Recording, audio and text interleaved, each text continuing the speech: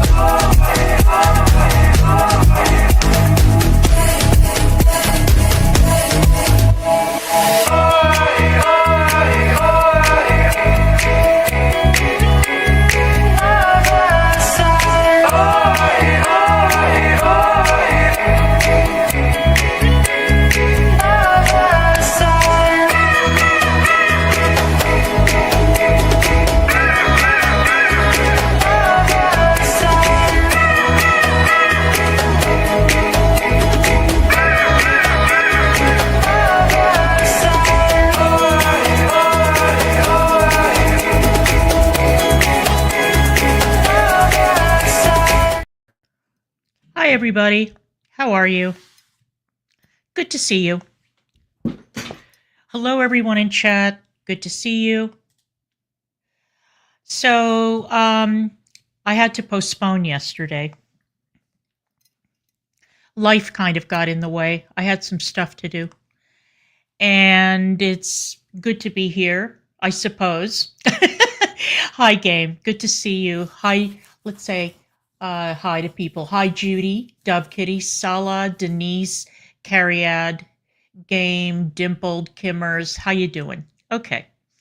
So yesterday, when I planned this stream, I was going to do the ridiculous live that Becky did with her current fiance. And I was going to basically drag them both for doing this live. And I still think it's weird. Nobody can change my mind on this.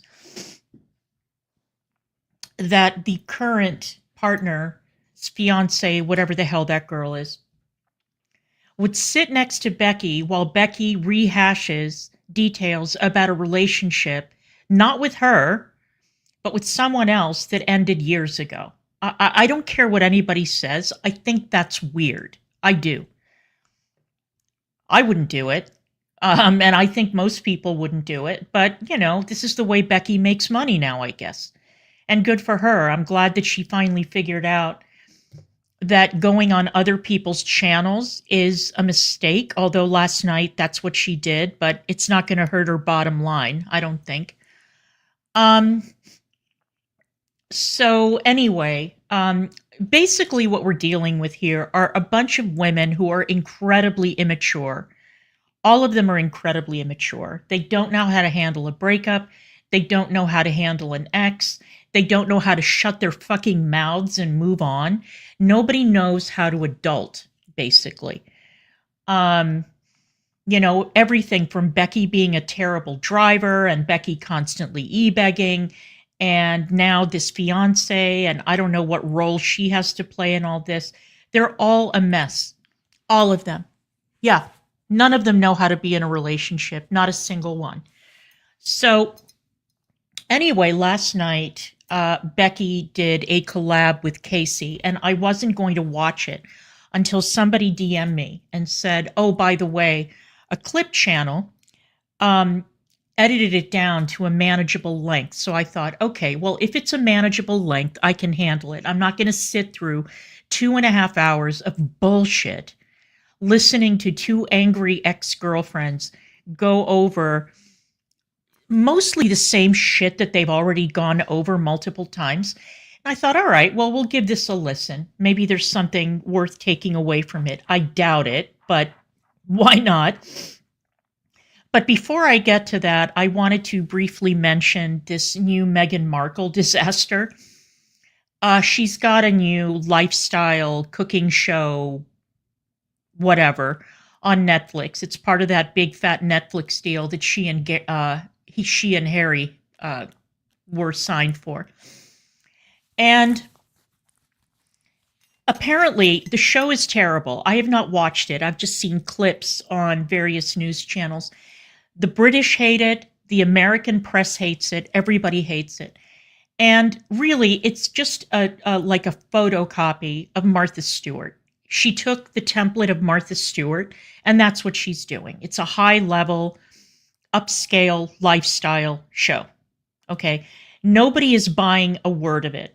And there's been a lot made about, oh, you can get up really early in the morning before your kids go to school, and you can make them this fruit plate that looks like a rainbow, and everything is perfectly cut up. We all know Meghan didn't cut the fruit herself. She obviously has a staff, as do all of these cooking shows and lifestyle shows. The only thing that stood out to me, and I thought the only thing worth mentioning, because the show is a flop, everyone hates it, and it'll go by the wayside and it'll quickly be forgotten. The only thing that stood out to me was she had her friend Mindy Kaling on the show. And there were two parts of it, two things about that episode that stood out and that people have been commenting on. One is that Mindy Kaling says, oh, not a lot of people know that Meghan Markle has eaten Jack in the Box. And Meghan says, oh, it's actually Meghan Sussex. And Mindy Kaling, who's supposed to be a friend of hers, had no idea that Meghan wanted to be called Meghan Sussex. And she said, it's so wonderful to be able to share, a last name with your family, with your children and all of that.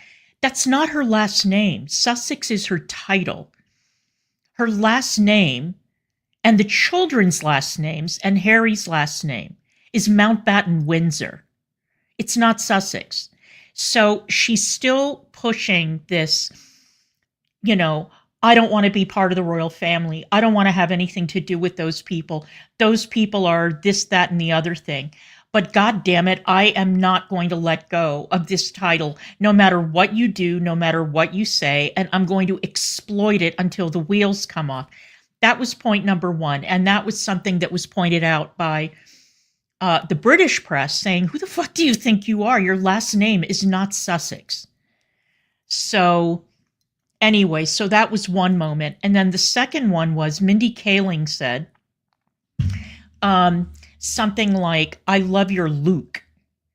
And Meghan had no idea what that meant. She didn't know what Luke was, allegedly. That was her comeback. The interaction that I saw between the two of them was incredibly awkward, and it did not give off buddies, like we've been friends forever. I think Mindy Kaling was paid to be on that show. And they basically reached out and said, oh, would you mind appearing on this shitty lifestyle show? And she said, okay. But they didn't give off friendship vibes, And so apparently, there were certain elements of, I believe, the Indian press that accused Meghan of being racist against Mindy Kaling and saying that she was making fun of Mindy Kaling's accent. Mindy Kaling doesn't have an accent, for one thing. She's got a standard garden variety American accent. And so now Meghan is dealing with these ludicrous racism charges that are about as ludicrous as the racism charges she made against others. Because every time she's criticized, she plays the race card. Every single time. People are sexist, people are racist, people are this, because she cannot take criticism. So I thought, well, lady, how does it feel? How does it feel to be targeted by a false charge the way that you have been doling out for years now? Probably sucks, doesn't it? But she's offended the Australians. She's offended the South Africans. Now she's offended the Indians. She's pissed off the Americans. She's made a lot of, and of course the British. We don't even have to, get into that. So I'm hoping that soon Meghan Markle is a footnote in history and we never have to see her or her husband again. Enough is enough. Wake me up when the divorce happens. That's all I have to say. But if you guys were considering watching the show, do so at your own risk. I hear is a massive, massive Borefest. All right. So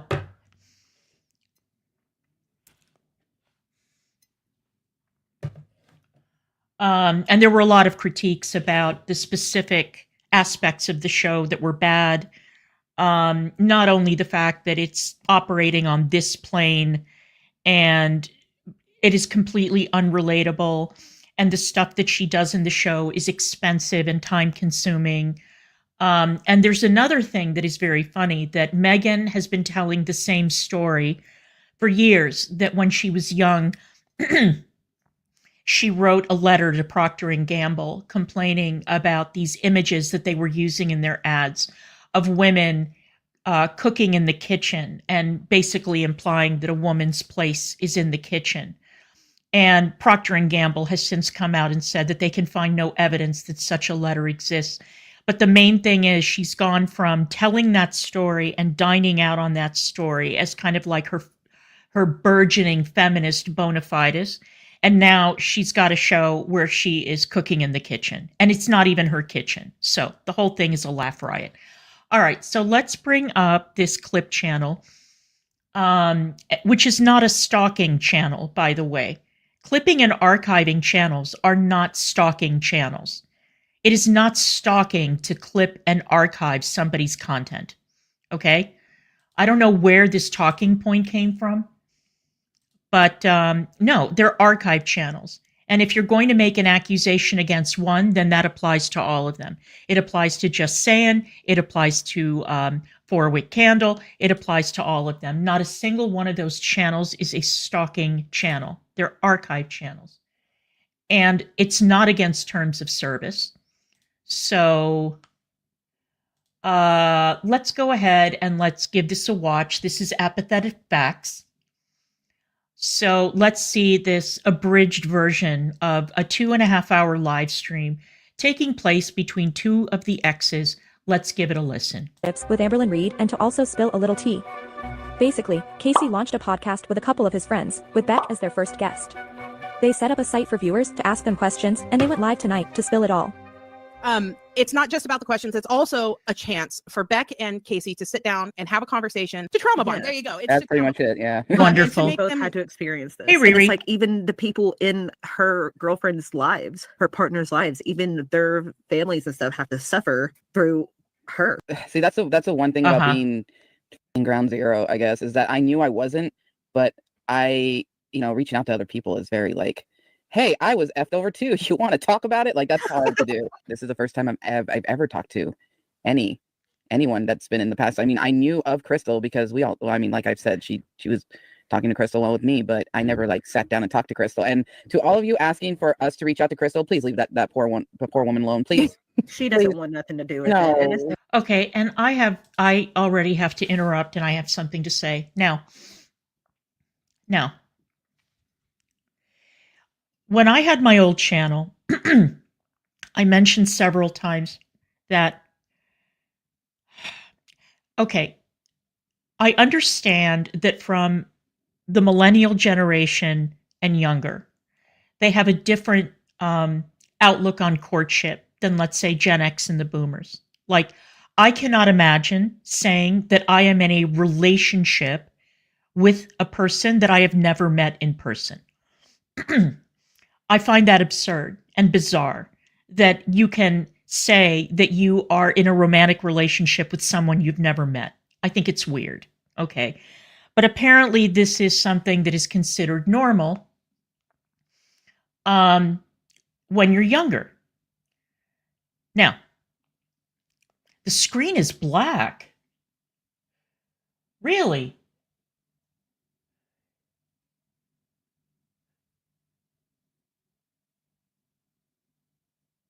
That is weird. I'm sharing a screen. Okay.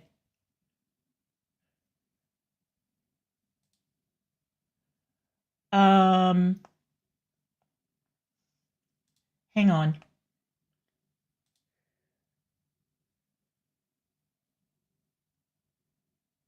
Oh, I see what it is. Sorry. StreamYard has launched this feature called Scenes. And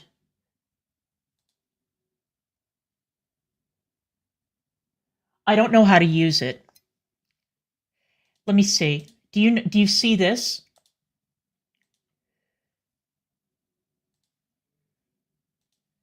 Do you see this?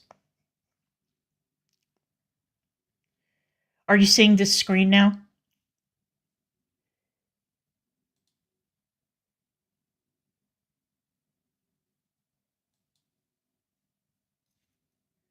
No? All right. All right, I'm trying to figure out how to get rid of this.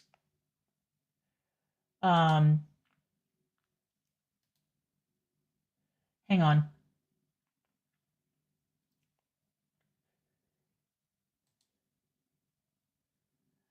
It's not letting me delete it. That's the problem. Hang on.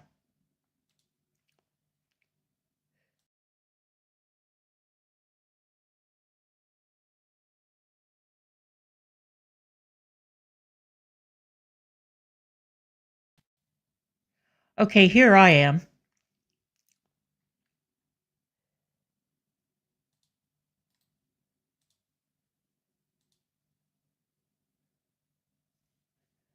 It's crazy. It is crazy that they won't let you delete this goddamn thing. Okay, this is embarrassing. How to...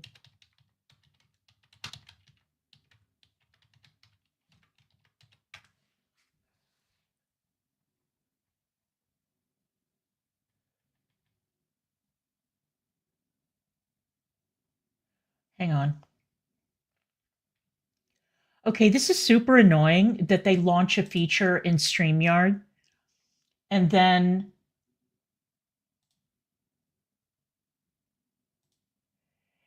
they won't let you, or they don't explain how to use it.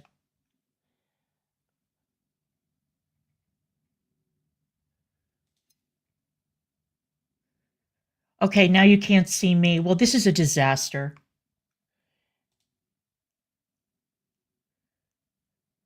Hang on a second. You guys, I'm going to end the stream. I'm going to figure out how to get rid of these goddamn scenes. Because these scenes are not working for me. And I don't understand how to use them. So I'm going to watch a quick tutorial. I'm not going to hold you guys up, and I'll be back. All right? So... God damn, that's a big fat ass. Hey,